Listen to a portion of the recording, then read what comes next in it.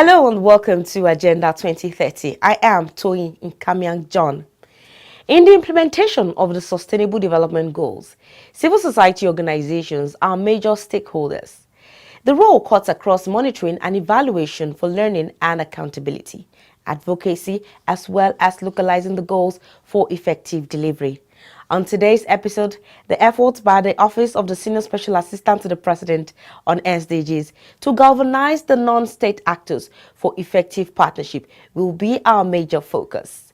That will be after this break with Adesua on the news in brief. To stay with us.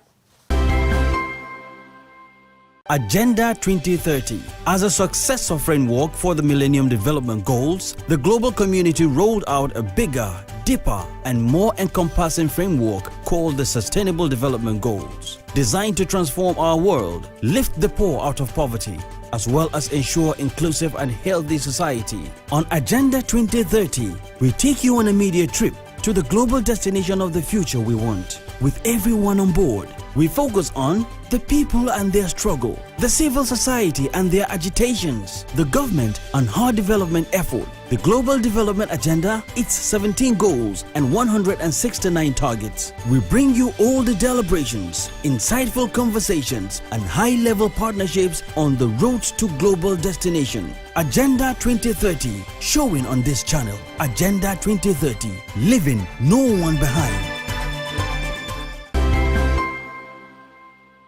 According to reports, over 50 million tons of e-waste are generated globally every year, with only 20% of that waste recycled. But Germany has come up with an innovative way to encourage people to recycle their e-waste in sustainable and eco-friendly manner. Under the scheme, Germans can recycle their old phones and broken or damaged electronic devices in stores across the country and be rewarded with at least €25 instantly through a machine that offers an instant valuation and payment. Shoppers simply put their old devices in the machine to receive a voucher, after which the machine swallows the device. The process is considered to be a secure, practical and sustainable way of getting rid of old devices while getting paid for it. Recycling of old phones or disused phones is very important, especially when it is considered that they contain precious materials like lead and nickel, which are poisonous to water bodies. So throwing old phones away not only leads to pollution of the environment, but also constitutes waste of rare metals. The United Nations identified single-use plastics as one of the world's biggest environmental challenges. In line with tackling this challenge, China is stepping up restrictions on the production, sale and use of single-use plastic products. Plastic bags will be banned in all of China's major cities by the end of 2020 and banned in all cities and towns in 2022. However, markets selling fresh produce will be exempt from the ban until 2025. China also banned the importation of all plastic waste and the use of medical plastic waste in the production of plastic. Other items such as plastic utensils from takeaway food outlets and plastic courier packages will also be phased out by December 2020. The restaurant industry will be banned from using single-use straws, and by 2025, towns and cities across China must reduce the consumption of single-use plastic items in the restaurant industry by 30%. Some regions and sectors will also face restrictions on the production and sale of plastic products, although it is not yet clear which geographical areas. The production and sale of plastic bags less than 0.025 mm thick will be banned, as well as plastic film less than 0.01 mm thick for agricultural use. China is also boosting recycling rates and is building dozens of comprehensive resource utilization bases to ensure more products are reused as part of its war on waste. In a bid to reduce carbon emissions, Germany aims to generate at least 65% of the nation's electricity needs from renewable sources by 2030. The German government has said it will phase out coal by 2038 as it looks to its booming renewable energy sources for power generation. A $45 billion compensation fund will assist the closure of Ignite mines and power plants and help reskill the sector's workers. To support economic growth, sustainable development, as well as tackle problems associated with climate challenges, a group of Ghanaian women and young people are building bicycles that can ply their country's bumpy roads out of bamboo trees. The bicycle can also be exported overseas. 10 farmers are involved in growing the bamboo, while 25 builders craft them into environmentally friendly bikes. When well treated, bamboo is stronger than steel and is found in abundance in Ghana. And in comparison with using metal, building bamboo bikes requires much less electricity, far fewer hazardous chemicals, and promotes sustainable cycling through zero carbon use. Bernice Dapa, founder and CEO of Ghana Bamboo Bikes, says there are plans to build 2 new factories for manufacturing of the innovation soon. A move that will lead to employment of more workers and also help to curb unemployment. Recently, Nigeria joined the rest of the world to celebrate the International Day for Education on Friday, 24th January. Celebrated under the theme Learning for People, Planet, Prosperity and Peace. The 2020 edition of the International Day called attention of stakeholders to the important role of education in the achievement of other goals of the sustainable development. In Nigeria, the International Day was also another occasion to rally stakeholders for the huge task of accelerating SDGs 4, especially in ensuring that a huge number of children roaming the streets when they should be in schools are returned to the classrooms. This was the focus of discussion at a special event organized to mark the day in Abuja by the Federal Ministry of Education, the Office of the Senior Special Assistant to the President on SDGs, and UNESCO. To mark the 2020 International Day of Education, the Office of the Senior Special Assistant to the President returned to Pilot Science Secondary School, which was equipped with digital teaching facilities, courtesy of the partnership between the office and a Chinese digital giant, NetDragon Websoft. Dressed in colorful t-shirts with SDGs inscriptions, the pupils of the school welcome Princess Adejoke Orilokpe Adefulire, the Senior Special Assistant to the President on SDGs, officials of UNESCO, Federal Ministry of Education, and other stakeholders to the school. The Senior Special Assistant to the President on SDGs, Princess Adejoke Orilokpe Adefulire, in her address, noted that while inclusive and equitable quality education and lifelong learning for all are central to the achievement of all the other 16 Sustainable Development Goals, over 10 million children are still out of school in Nigeria, with girls making up 60% of the number. As we are celebrating this year International Day of Education, let us be reminded that out of 10.3 million out of school children in Nigeria, 60% of them are girls. This is very, very unfortunate, and we must do everything humanly possible, everything politically possible, and every support that we can gather, every partnership we can gather, every movement we can make to ensure that all our children all over Nigeria, in the rural community, in the riverine areas, in the cities, everywhere in Nigeria must return to school. Princess Orilokpe Adefulire noted that the federal government is working to ensure all-inclusive education in the country, as can be seen with the ongoing renovation of primary and secondary schools across the country. Noting that education holds the key to unlocking the huge potential of people on the planet, just as learning can empower people, build shared prosperity, foster peace, and preserve the planet, the presidential aide called for joint government stakeholders' effort to return out-of-school children to classrooms.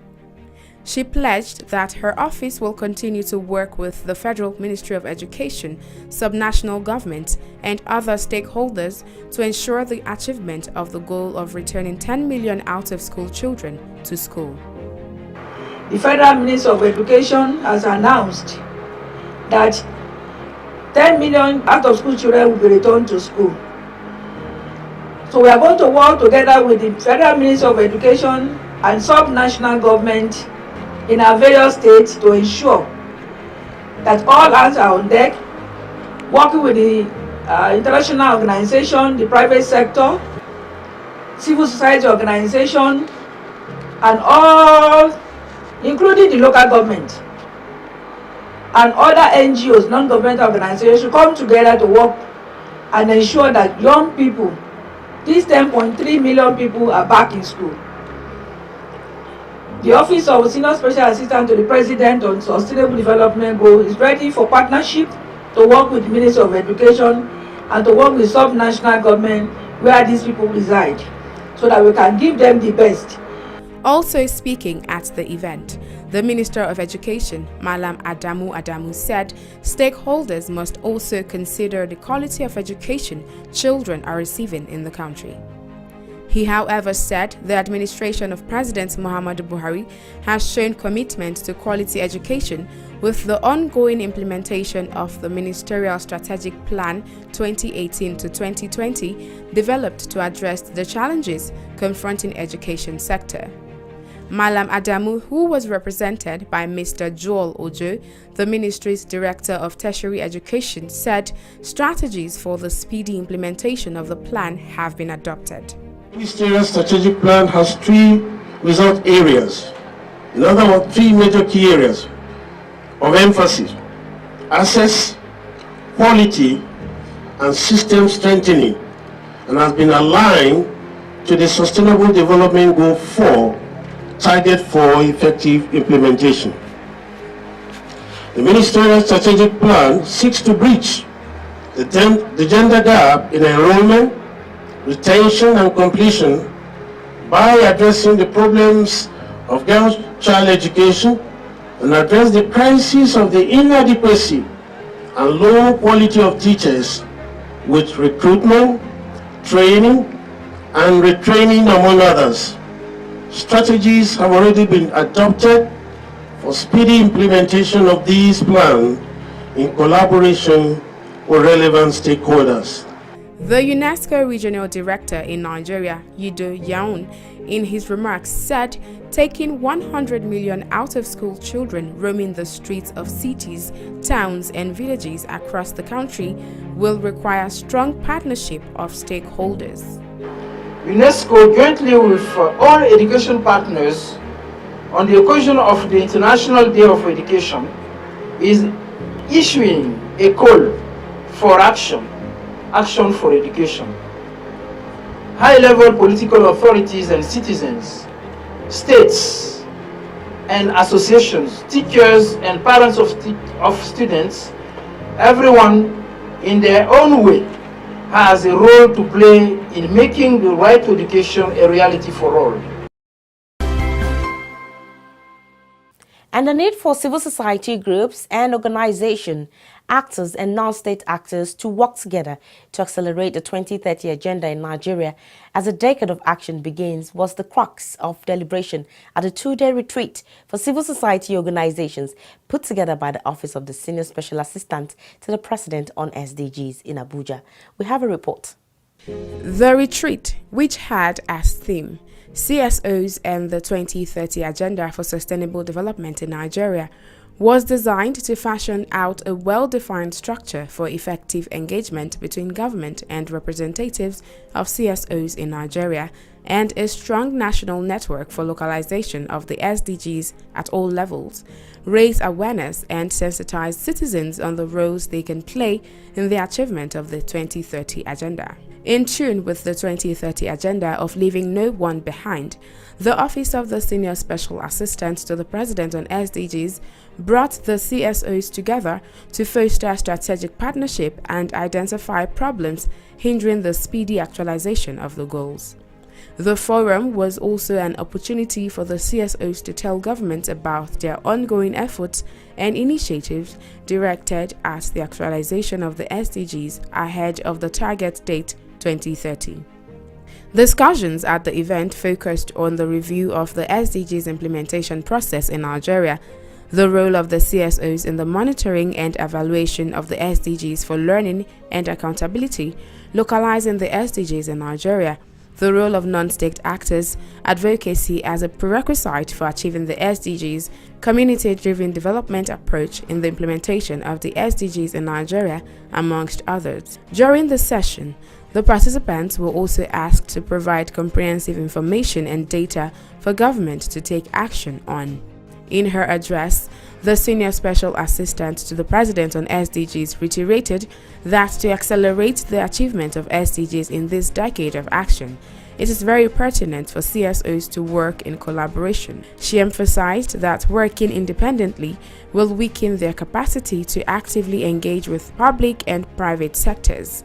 She assured the CSOs of her support as well as the commitment of her office to the attainment of the goals. We want the civil society organization to help us monitor the development, monitor what we are doing. If we say we have water there, the water must be functioning, the water must be implemented, water project must be implemented and made to function. Not that the one that we say we want to put here and we will not see the water.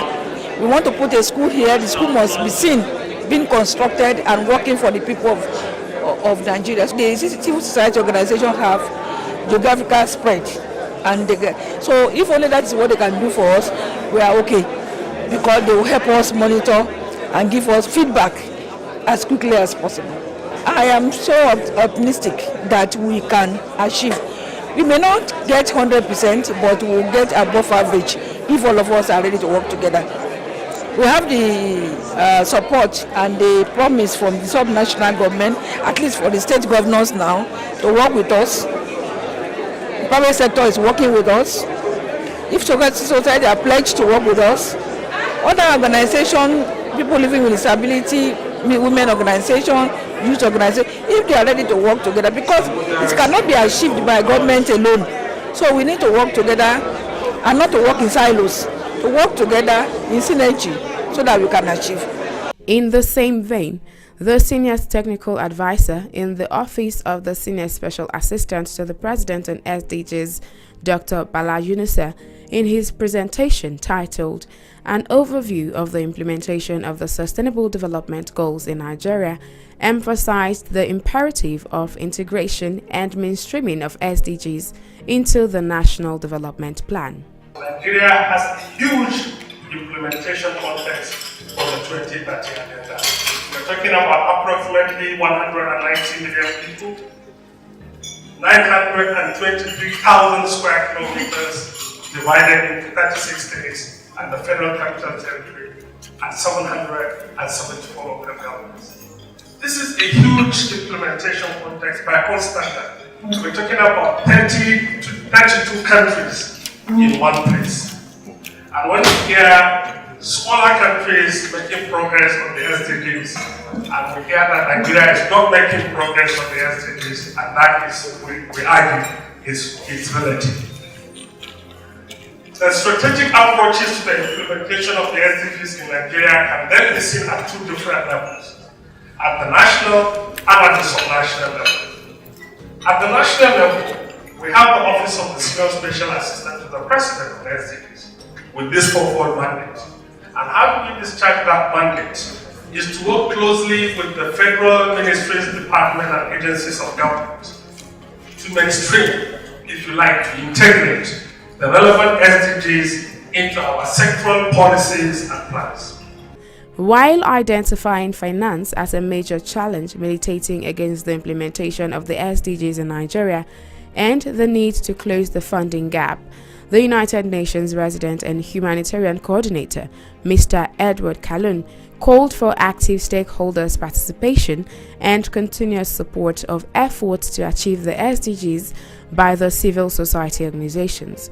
He added that such support is key to making the SDGs a reality in the next 10 years. Nigeria is creating a lot of platforms to leverage on innovative financing. For example, Nigeria is on the forefront of launching the first green bond, or listing it on the stock market. There are opportunities for Blue Band to look at the maritime ecosystem and how that can contribute to the SDGs. There are also other innovative financing that needs to be explored. The whole area of social impact bonds are also critical, development bonds, public-private partnerships, South-South cooperation. Yeah, these are all areas that can augment financial flow to support the SDGs. You have to have the people participating in this for it to make sense. We're talking about changing lives of people. We're talking about creating better future for young people.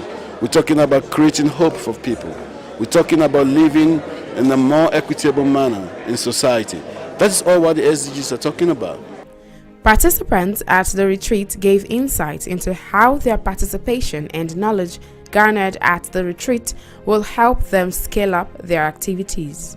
We're able to understand how important it is for us to understand the priorities at our different levels. And we're able to understand clearly that you cannot work on the SDGs in isolation. It's a collaborative task, and it's bottom up as an approach. And it's an approach that we all must realize that everybody has a stake in. And so when you build the capacity of even the communities to participate in the process, you see that your programs and projects are more sustainable, and for a long time to come they will take ownership of it and even scale up and expand on those projects to impact lives. This is a good medium to talk about how the SDG 5, 8 and 3, which we're passionate about, is being, it's being worked on. So this is going to be a great deal, a great help. Present here today is a statement by us to say that older persons should not be left behind. If you look at the 17 SDG goals, in one way or the other, they affect the older persons. What we do under our Solution 17 is to look for solutions, innovative ideas that we can weave together to ensure SDGs are actualized. And what this has done to me today is to know where to stop and where to start. Collaboration is the key, so that we can actually have galvanized action towards the implementation of SDG by not repeating what ABC is doing. Together here is going to help a lot, because one, as we are coming together, we are sharing ideas, we are networking, and so we are knowing how the country wants us to work. And then we are also being informed of how we can harness and gather information and data of what we are doing, so the country can put it together and know if Nigeria is actually making progress or not. At the end of the day, we now realize that assisting each other will definitely make it easier to actualize the SDG goals before 2030. A whole lot of persons in this meeting are doing a whole lot of different amazing things, and of course similar things also. And now we are all seeing the need for collaboration, because for us to achieve these SDG goals in grassroots community, it requires collaboration. It was bonding, and it really brought all the CSOs together. So we know ourselves now. It was a good networking hub, and we wish for the best in the future. Thematic breakout sessions to identify ways CSOs can further mobilize actions for the goals was held, during which they came up with recommendations for funding, advocacy, and capacity building. The retreat was finally brought to an end with the election and the inauguration of the leadership of the Civil Society Strategy Group on SDGs.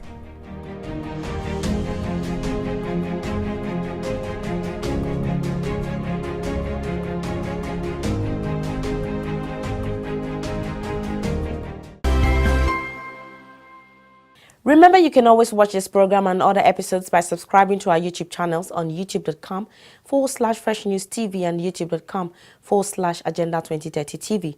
You can also watch the program live on Facebook. Just log on to www.facebook.com/Fresh News NG and www.facebook.com/Agenda2030 TV.